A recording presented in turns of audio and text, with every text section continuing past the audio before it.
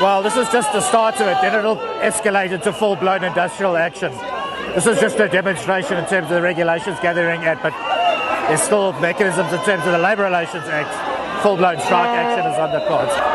We're out protesting against the failed wage negotiations where the employer unilaterally implemented their final offer, but it's twofold. The demands extend beyond just the demand for better conditions, but the fact that the employer hasn't respected the process and unilaterally implemented is an assault on the whole institution of collective bargaining.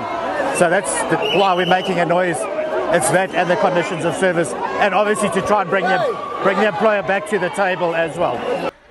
We are marching, as you know, that public servants have declared a strike in terms of salary negotiations with the employer. There was no agreement, and now the employer has unilaterally implemented 3% that they're imposing on the public servants. So we're saying no, we're rejecting the 3% basically. That is why we are now on the street. What happens if they don't budge on this 3%? Look, we've got a strike action, we've got a strike plan action, which what we are going to do today is one of the demonstrations. We are going to intensify the strike as the time goes on. What we're going to do, we're going to shut down the whole country. The borders are going to be closed down. The Home Office are not going to work, and all these other things. That is why we are here. We are sick and tired of this arrogance of this government today. And what we want is for them to come back on the table. We cannot go on the next phase to negotiate for the next salary negotiations if this phase has not been concluded properly.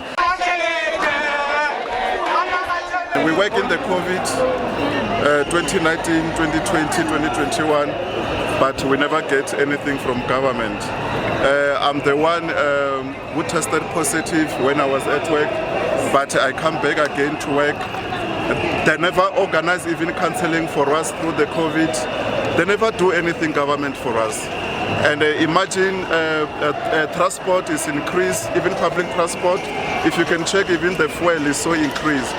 So now we need money because 3% according to me is 280. So imagine 280 in my salary. I have a family. I have children to go to school. Even myself, I have my own needs.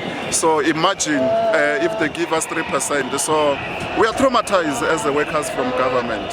So what they are doing, I think, for doing this, I think this is the language that they understand better.